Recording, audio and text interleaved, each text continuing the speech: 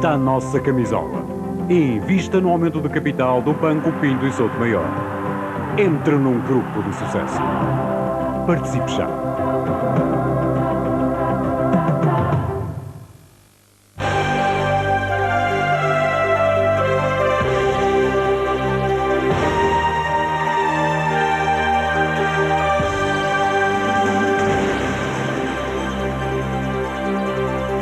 Boa noite. Não há fumo branco. A greve dos camionistas de mercadorias perigosas vai continuar. Terminou há pouco uma reunião de quase 5 horas entre o Governo, patrões e trabalhadores, mas não se chegou a qualquer acordo. O jornalista Paulo Almoster encontra-se no local da reunião, no Ministério do Trabalho. Paulo Almoster, o consenso não foi possível.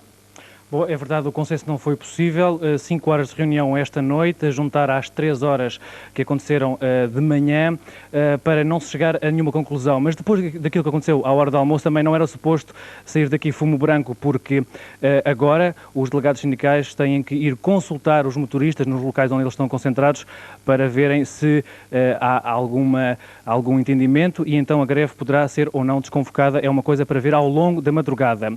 Eu vou falar de imediato com o Secretário de Estado da Administração Interna, Armando Vara, que esteve aqui nesta sala durante 8 horas ao longo do dia de hoje. Esta reunião da noite, o que é que trouxe diferente em relação à reunião da hora do almoço? Bom, nós tivemos que voltar a discutir, digamos assim, aquilo que já tinha sido discutido durante a manhã. E constatámos mais uma vez que há um conjunto de princípios que são para nós inultrapassáveis. Quer dizer, está em causa a segurança não só dos motoristas deste setor, como é sabido, está em causa também a segurança do país. Sempre que há um acidente neste setor, os prejuízos são incalculáveis, muitas vezes em vidas humanas e outras vezes simplesmente um corte de estrada de um dia inteiro que gera o caos na economia. E, portanto, é absolutamente indispensável, por essa razão e também porque precisamos de dar cumprimento àquilo que são os nossos compromissos internacionais, não só no âmbito da União Europeia, mas no âmbito de todo o mundo civilizado, que estabeleceu uma convenção que impõe de 5 em 5 anos uma avaliação dos conhecimentos destes motoristas. Nós temos adotado uma posição da maior flexibilidade em relação a esta matéria. Queremos criar condições para que tudo se resolva com o máximo de seriedade, de diálogo e de responsabilidade.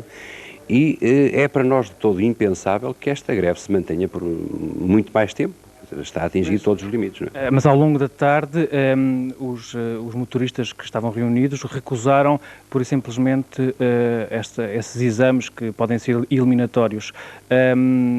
O Governo, como é que pode encaixar esta posição da parte dos grevistas? Bom, essa posição é de todo insustentável. Quer dizer, eu disse, nós estamos disponíveis para encontrar todas as soluções que garantam os nossos compromissos internacionais e que garantam também que os motoristas portugueses possam circular com os certificados respectivos em qualquer país da União Europeia.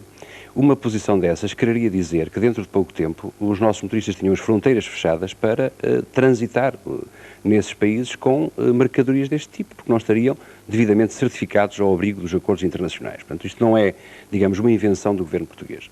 É naturalmente um acordo que Portugal subscreveu, que depois foi transposto para uma diretiva no âmbito da Comunidade Europeia e que, naturalmente, em Portugal também tem que ser aplicado. Agora, repito, nós estamos disponíveis para encontrar as formas de avaliação mais adequadas, mas sem pôr em causa esse princípio sagrado que é de tentar uma solução de acidentes zero neste sector.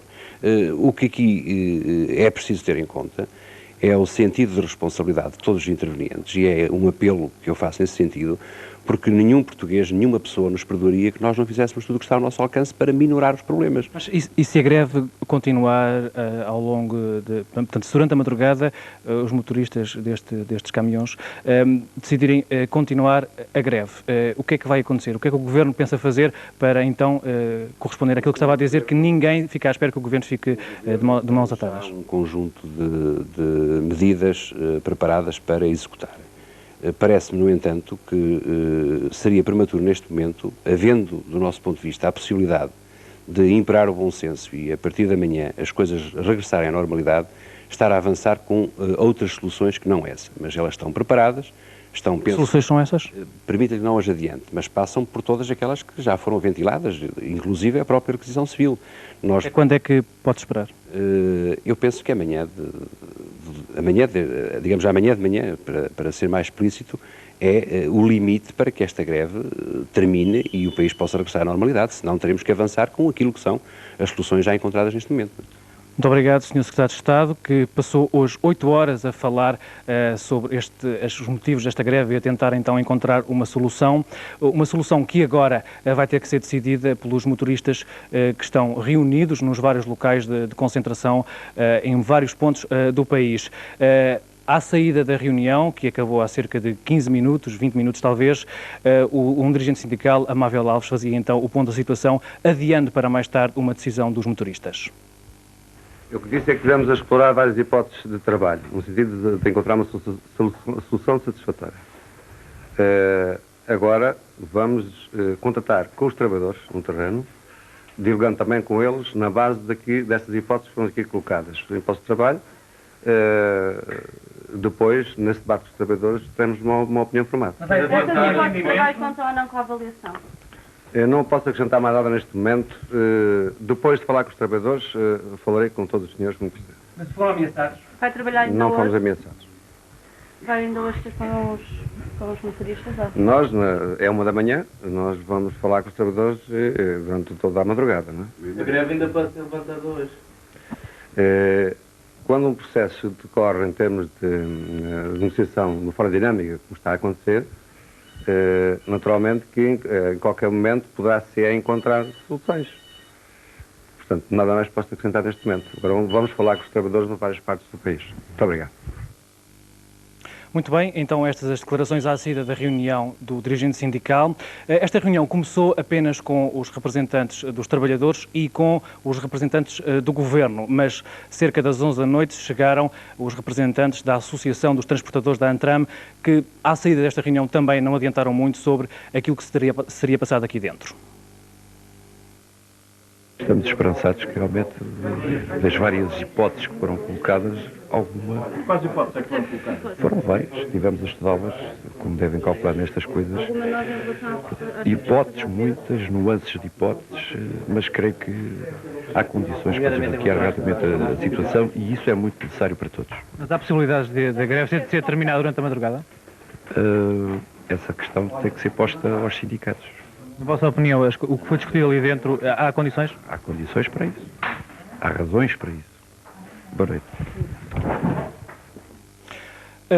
Mais tarde, depois da chegada da Antram, chegou também um elemento de peso. O Ministro da Administração Interna, Jorge Coelho, veio de propósito aqui para, para os últimos minutos desta reunião de negociação. Jorge Coelho não está, obviamente, contente com a situação e, tal como nos disse há pouco o Secretário de Estado da Administração Interna, esta situação não pode continuar, diz então o Ministro Jorge Coelho.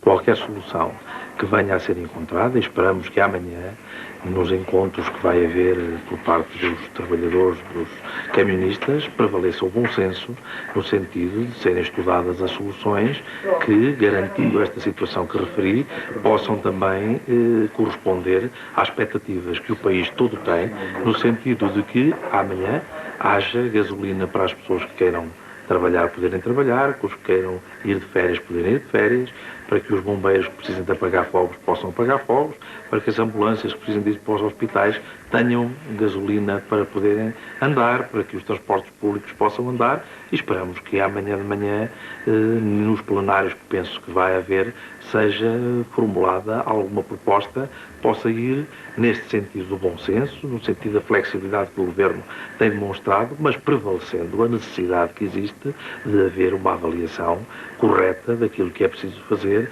para garantir as condições de segurança aos portugueses que circulam nas estradas e também aos profissionais, aos bons profissionais que existem como camionistas para, em Portugal ou em qualquer país da Europa ou do mundo, poderem circular certificados como qualquer dos seus colegas dos países europeus. Muito bem, fiquei então aqui esta análise do Ministro Jorge Coelho à situação. As próximas horas vão ser decisivas, ao longo da madrugada e durante a manhã, então poderá haver uma solução para esta greve. Neste momento é impossível saber qual é que é essa solução. Alberta.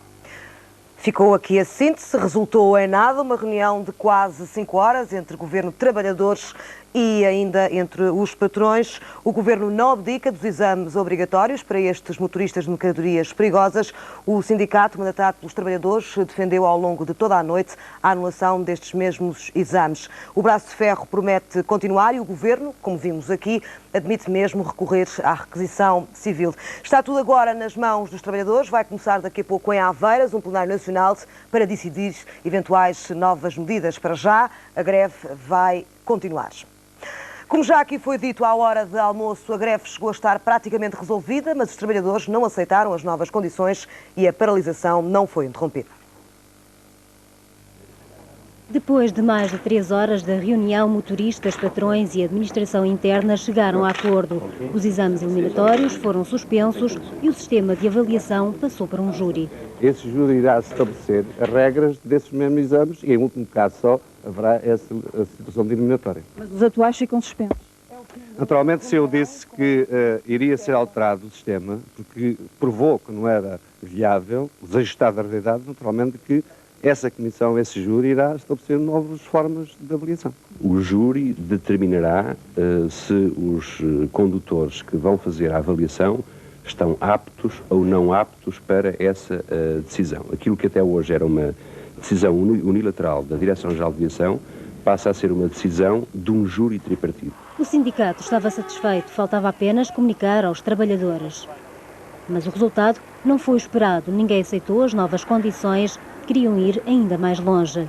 Não vos satisfaz o facto desses exames passarem a ser elaborados e classificados por um júri tripartido? Querem a eliminação total desses exames, é isso? Isso é a opinião dos trabalhadores. Isso é a opinião dos trabalhadores e foi esse o desagrado que eles ficaram com o comunicado que chegou hoje. As conclusões que tiraram, a síntese de conclusões que chegaram hoje através do comunicado, não lhes agradou. Com esta recusa, voltou tudo à estaca zero. A greve ainda não foi suspensa. E com a paralisação a durar há já 2 dias, há cada vez mais postos de abastecimento encerrados. Desde o anúncio da greve, que se registaram filas anormais para encher o depósito. Resultado, muitas bombas estão já a seco. Esta noite, na zona da Grande Lisboa, não era preciso andar muito para encontrar um posto sem combustível. Já é aqui da bomba. Há quanto Já tempo é que anda à procurei Shell, já procurei BP, já procurei Galp e aqui por acaso passei e encontrei. Andei à procura até que encontrei esta. Está já a prever algumas alternativas a esta bomba? Não, eu não tenho a gasolina. Como é que vai resolver a situação? Não sei, olho, vou ali ainda à velha ver se há gasolina e depois volto para casa, simplesmente. O que é que neste momento esta bomba de gasolina ainda tem? Só super.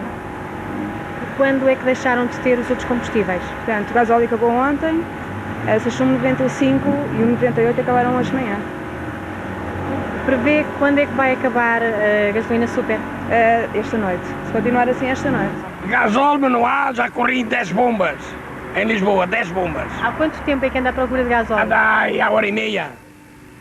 Já sabe para onde se vai dirigir neste momento? Não sei, minha boa aqui procurar, não sei se aqui tem gasóleo, se não. O gasóleo que tem neste momento no seu automóvel dará para quantos quilómetros? Daí para 20 quilómetros. Se não conseguir encontrar gasóleo, o que é que vai fazer? Vou pôr o carro na garagem, só deixo ficar, o que é que eu ia fazer? Ele não anda com água. Ao longo do dia, noutros pontos do país, o cenário não foi muito diferente. Gasolina e gasóleo esgotado. Este aviso está fixado numa bomba na Avenida Boa Vista, no Porto, desde o meio-dia. É apenas um exemplo do que se passa em inúmeros postos de abastecimento em toda a área do Porto, na região norte e também na região centro. A ruptura do abastecimento de combustível ameaça já setores fundamentais da economia nacional. É o caso da TAP, cujos aviões são já abastecidos em parte no estrangeiro, dos transportes públicos e da indústria. Há já estimativas de que durante as próximas horas encerrem 50% a 60% de todos os postos de abastecimento nacionais. Desde a crise petrolífera em 1973 que não se verificava uma situação como esta em Portugal. Outra greve que está a afetar a economia portuguesa é a dos pilotos das barras. A greve deverá durar 15 dias, mas o Governo já tomou uma medida de exceção para acabar com os efeitos desta paralisação. O Conselho de Ministros reuniu extraordinariamente esta noite e decidiu suspender o regulamento do serviço de pilotagem. Até ao final da greve, qualquer comandante de navio pode entrar nos portos de Portugal sem o apoio de um piloto de barra. Uma reunião extraordinária para anunciar uma medida perfeitamente extraordinária. Considerando a total falta de razão dos pilotos das barras do continente, considerando que as suas exigências são completamente absurdas, exorbitantes, arbitrárias, o Conselho de Ministros não pode aceitar que o país fique vergado a uma tal ação sem qualquer razão. E por isso o Conselho de Ministros resolveu promover um decreto-lei que suspende a obrigatoriedade dos serviços de pilotagem nos portos do continente. Este decreto-lei foi imediatamente enviado para promulgação ao Sr. Presidente da República. Até ao fim da greve, a entrada nos portos portugueses fica nas mãos dos comandantes dos navios. Uma decisão radical do governo, num braço de ferro com os pilotos, sem fim à vista. Uma decisão radical que teve um contra-ataque radical. Os pilotos dos portos e barras consideram a medida irresponsável e uma negligência grosseira. Reunidos esta noite em Aveiro, responderam com dureza ao governo. Esta medida preventiva... Negligência grosseira é como os pilotos dos portos e barcos nacionais classificam a atitude do ministro João Cravinho, que decidiu suspender o caráter obrigatório de um piloto a bordo das embarcações que pretendam demandar um porto nacional. Aquilo que nós pensamos é que é uma atitude completamente irresponsável e que mostra bem que o Governo não se apercebeu ainda da importância do serviço público de pilotagem. Neste momento, os portos nacionais estão completamente vulneráveis a uma situação de catástrofe, uma situação grave de acidente, que, ao ocorrer, pode traduzir-se numa catástrofe ambiental de graves proporções e não só, também económica e social para o país. Face às declarações de João Cravinho, referidas à comunicação social, os pilotos, reunidos em Aveiro, decidiram ainda avançar com um procedimento criminal por crime de abuso de liberdade de imprensa contra João Cravinho, atendendo à falsidade das declarações produzidas. Essa situação tem a ver com, de facto, com as declarações que vieram ao público, do Sr. Ministro, porque tenta, de facto, intoxicar a opinião pública no sentido de generalizar a toda uma classe uma situação, um clima de suspeição que, de facto, atinge alguns membros desta organização, mas não é genérica. O Ministro está a levantar esse clima de suspeição e está-se a sobrepor aos tribunais. Danos irreparáveis em pessoas e bens estão agora potencialmente agravados perante a livre circulação de navios às entradas das barras. Um verdadeiro caos portuário, alerta os pilotos. Poderá vir a ser complicado e esperemos bem que não haja nenhum acidente grave, porque caso haja, haverá vidas humanas que se vão perder com certeza. E nesse caso a responsabilidade seria? Nesse caso, a responsabilidade seria do Governo, com certeza, de ter permitido que portos portugueses se dessem ao luxo de permitir que os navios estrangeiros demandem esses portos sem a presença de um técnico especializado. Os pilotos apelam agora ao Primeiro-Ministro que mantenha o bom senso e a ponderação que a situação merece. A Ordem dos Médicos insiste na teoria de uma campanha para denegrir a classe. O Conselho Executivo da Ordem analisou os 86 casos de médicos alvo de processos disciplinares no âmbito do Ministério da Saúde, a propósito das relações com os laboratórios farmacêuticos, e concluiu que destes 86 há apenas suspeitas válidas em 4. A questão foi levantada há pouco menos de um ano. No início de junho, o Ministério da Saúde, com base na investigação da Inspeção-Geral, instaurou processos disciplinares a 86 médicos. Só agora, na posse de todos os factos, a Ordem apresenta a sua análise. Dos 86 processos enviados pela Inspeção-Geral de Saúde, só em 85 não se verificou que existia qualquer aumento da prescrição médica. Portanto, só em um, a Inspeção-Geral de Saúde levanta a hipótese de essa relação médico-indústria menos clara ter motivado, como resposta, um aumento da prescrição por parte de um médico. De qualquer maneira, em nenhum caso a Inspeção-Geral de Saúde, e que isto fique muito claro, afirma que houve má prática médica e que, direta ou indiretamente, fosse prejudicada a saúde dos doentes ou o erário público. Ainda segundo o Conselho Executivo da Ordem, na altura em que as suspeitas sobre as relações entre a classe médica e a indústria farmacêutica foram levantadas, esperava-se o pior. Eu fico sensibilizado quando verifico que desta montanha de casos saem, de facto, um rato com mais 3 possíveis e com mais 4 sobre os quais eu não queria opinar. Portanto, eu penso que o Sr. Diretor-Geral teve de obedecer a critérios que lhe foram ditados e sobre os quais ele trabalhou, e nesse sentido deve ter trabalhado bem, porque os números foram números para ferir uma classe, não para a destruir, mas para a ferir, que era o que interessava na altura. Assim sendo, apenas 4 casos dos 86 processos levantados pelo Ministério irão ao Conselho Disciplinar da Ordem, que agora irá marcar um encontro com a Ministra da Saúde. Mas as contas da Ministra da Saúde são outras para Maria de Belém. É tudo uma questão de critério de avaliação. Na cerimónia de assinatura do protocolo de cooperação luso-espanhol para a saúde, Maria de Belém lembrou que a Ordem avalia as situações segundo critérios deontológicos bem diferentes das regras do Ministério da Saúde. A Ordem dos Médicos só vai levar a Conselho Disciplinar 4 dos 86 processos instaurados pelo Ministério nos casos das relações perigosas entre a indústria farmacêutica e a classe médica. Uma decisão que não surpreendeu a Maria de Belém. Para a Ministra, os médicos têm que ser avaliados na qualidade de funcionários públicos. São regras ou são campos de atuação diferentes. Uma tem que ver com o relacionamento em termos de cumprimento das regras a que está obrigado um funcionário público, não é? Num caso específico, e neste caso específico, médicos que não cumpriram determinados formalismos ou os formalismos não foram adequadamente cumpridos ou não se respeitaram determinadas regras existentes. A Ordem tem uma preocupação de avaliação em função de um código deontológico. Não tem que ver propriamente com aquilo que é um código disciplinar. São coisas diferentes. Quanto à anunciada greve para o próximo mês, Maria de Belém não cede.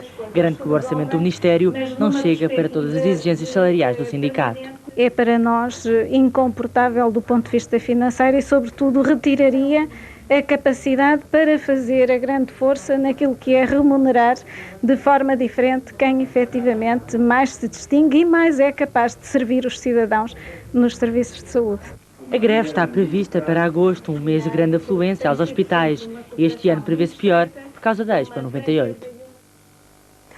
A Embaixada Portuguesa foi atingida pelos bombardeamentos desta manhã em Bissau. A residência do secretário-geral ficou parcialmente destruída. O ataque não fez vítimas, mas deixou estragos avultados. Nunca os disparos de morteiros estiveram tão perto da Embaixada. Pouco passava das 9 da manhã quando os disparos de morteiro atingiram a Embaixada Portuguesa. O alvo acabou por ser a residência do secretário-geral. A Embaixada Portuguesa fica rigorosamente aqui à nossa direita, daquele lado fica a residência do embaixador. Este é o perímetro de território português em Bissau. Foi exatamente no centro desse perímetro, na casa do secretário da Embaixada, que caiu esta manhã uma granada de obus que destruiu a casa.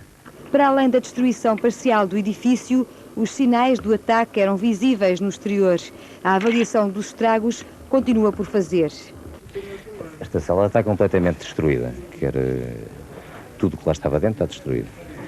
No resto da casa é necessário avaliar. Estava cá a viver sozinho? Estava cá a viver sozinho. Ninguém foi atingido? Ninguém. A residência encontrava-se vazia por mero acaso. 20 minutos antes, o adido de cooperação estava no interior do edifício. Os disparos já tinham rondado a embaixada, mas nunca chegaram tão perto. Nada que surpreenda o embaixador. Estamos na linha de tiro, aqui na cidade, de modo que o tiro é indiscriminado e isto é uma lotaria. Há alguma segurança para o Sr. Embaixador e para os portugueses que vivem aqui em Bissau? A segurança, como vê, é relativa. Nós temos apenas uma cave na Embaixada, onde nos podemos acolher, isto para proteção de impactos diretos. E temos um colete à prova de bala, se aqui serve para alguma coisa. Apesar da insegurança, Henriques da Silva garante que vai permanecer na Guiné-Bissau pelo tempo que for necessário, ainda que nada indique que o fim dos bombardeamentos está próximo, mesmo que os disparos prossigam depois de dias de calma aparente. O número de mortos na Papua Nova Guiné poderá chegar aos 8.000. De acordo com as últimas estimativas, há milhares de desaparecidos que dificilmente terão sobrevivido às gigantescas vagas de mar que no passado fim de semana invadiram a costa do país. A recolha dos cadáveres espalhados pelas águas da Papua são a prioridade máxima para evitar um surto de epidemias. Não há tempo para identificar nem enterrar com dignidade os corpos das vítimas. Em nome da saúde pública, a cremação imediata dos cadáveres é a melhor solução para evitar as epidemias. O número dos mortos aumenta de milhar em milhar e também os feridos enchem cada vez mais os hospitais improvisados. Devido à força da água, a maioria das vítimas mortais foram os mais fracos, muitos idosos e, sobretudo, crianças. Para além dos riscos de epidemia, muitos dos feridos têm de ser amputados. Bactérias dos corais, transportadas pela areia, infectaram as feridas mais graves, provocando gangrena.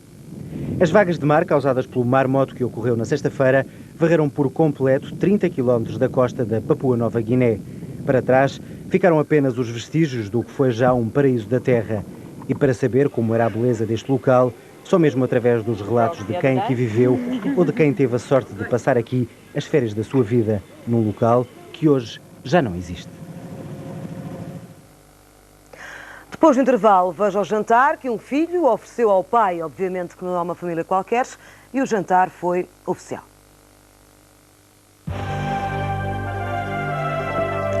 O filho é o presidente da Câmara de Lisboa e o pai é o recém-nomeado chefe da missão de informação à Argélia. Fique para ver.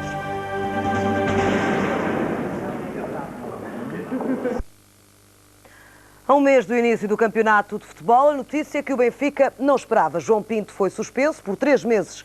A Liga de Clubes deu como provada a agressão dos jogadores a um bombeiro na final do jogo da época passada com o Rio Ave. O caso já tem quase um ano, mas só agora ficou provado que o bombeiro Paulo Oliveira falava a verdade quando se queixou. Foi agredido por João Pinto? Sim, sim. A soco? Sim. De resto, o que é que pretende agora que seja feito? Como? O que é que pretende agora que seja feito? A direção agora é que está a resolver isso, está-se atrás disso. E o Paulo Oliveira, pessoalmente, quer que seja realmente castigado o jogador? Claro. A Liga de Clubes investigou, mas arquivou o processo por falta de provas. Depois de uma viagem a Lisboa, o bombeiro recusou-se a depor na Liga e no Tribunal, onde também tinha apresentado queixa. O caso até chegou a criar mal-estar na Corporação de Vila do Conde. Tem sido tudo feito no maior dos secretismos.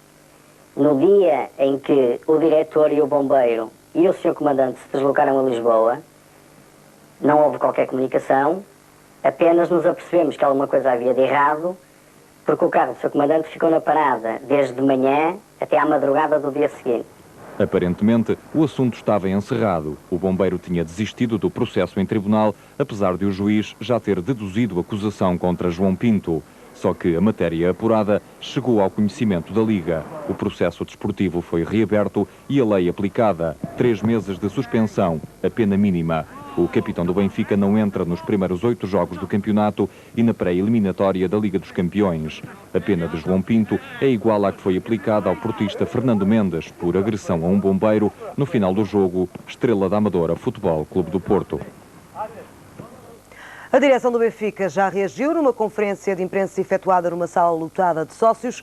Vale Azevedo insurgiu-se contra o castigo imposto ao capitão encarnado, acusando a Liga de Clubes de ter 2 pesos e 2 medidas.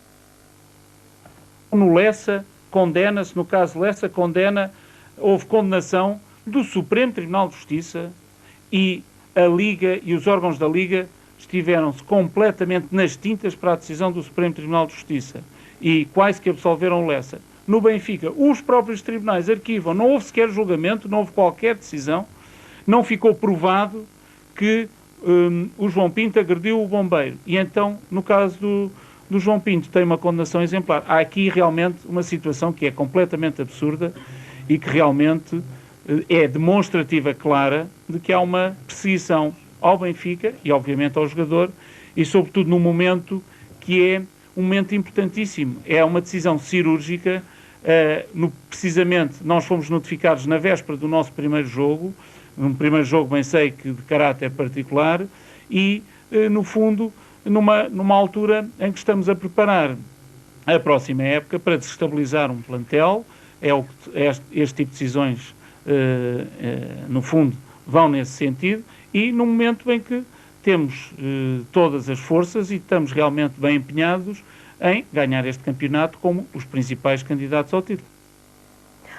Mário Soares apadrinhou esta tarde a publicação dos estudos que o Governo encomendou para fazer uma nova lei eleitoral. O Governo queria ter mudado o sistema eleitoral, mas a Assembleia da República chumbou a ideia. Assim, restaram os estudos que sustentavam este novo sistema. Para que a ideia não se perca, o Governo decidiu publicar os estudos e Mário Soares cedeu a sua fundação para o lançamento. Hoje, estes livros valem muito pouco, mas foi com base nestes estudos que o Governo projetou uma nova lei eleitoral.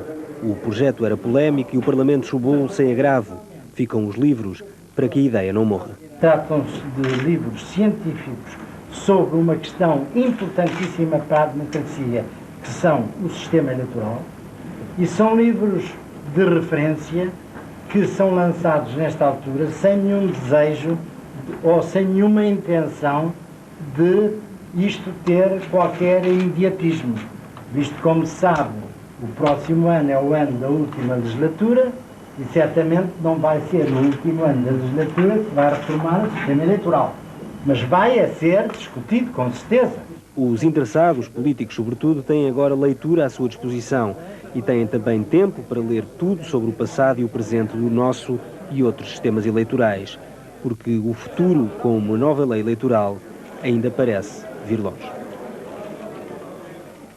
E na véspera de partir para a Argélia, Mário Soares foi homenageado pelo filho. O Presidente da Câmara de Lisboa ofereceu um jantar em honra da missão de informação da ONU na Argélia. Toda a delegação foi convidada e o jantar até foi interrompido por um telefonema surpresa. O Palácio da Mitra, recém-restaurado pela Câmara Municipal de Lisboa, foi o cenário escolhido pelo filho para oferecer um jantar de homenagem ao pai. Há uma delegação das Nações Unidas que parte de Lisboa para a Argélia numa missão do Secretário-Geral das Nações Unidas e é uma missão presidida por um português. Um português que, aliás, me causa a mim, no plano pessoal, um embaraço que é compreensível, mas obviamente que a cidade de Lisboa, que é uma cidade profundamente acolhedora e fraterna, não podia deixar de desejar formalmente as boas, enfim, uma boa viagem e um bom trabalho, o que é quase pleonástico tratando-se de que se trata da senhora Simone Weil, de um primeiro-ministro da Índia, de dois primeiros-ministros de outros países, enfim, é quase pleonástico desejar bom trabalho e, sobretudo, desejar muitas felicidades naquilo que é uma missão profundamente complicada. O pai agradece a intenção e espera corresponder às expectativas do filho e do secretário-geral da ONU. Penso que é uma missão que é importante. O secretário-geral incumbiu-nos a nós, os membros da missão, para fazermos este trabalho de informação na Argélia. Temos as portas abertas da Argélia, estamos lá para ouvir, para ver, para observar, para estudar e depois informar o secretário-geral. E mais não diz para não prejudicar a visita ainda antes de iniciar. O jantar só foi interrompido por um telefonema inesperado para o chefe da missão. Je viens de parler avec monsieur le secrétaire général qui est en ce moment à Guatemala. Et il a voulu nous parler pour désirer à nous tous un bon séjour en Algérie et aussi pour nous communiquer qu'il vient de parler à une heure avec le président Zerwal, que le président a dit qu'il était impatient pour nous attendre et qu'il ferait tout pour que nous puissions tout voir, parler avec tout le monde e nos informer largement de son pays. O grupo de 6 notáveis chefiado hoje, presidente português, vai encontrar-se com representantes do governo, dos partidos, da sociedade civil e poderá visitar o país profundo, uma viagem que se deverá prolongar por 2 semanas. E eu fico por aqui. A informação regressa com o Rodrigo Guedes Carvalho ao 12h30, com o Primeiro Jornal. Estou de volta amanhã, como sempre, ao fim da noite. Boa noite e até lá.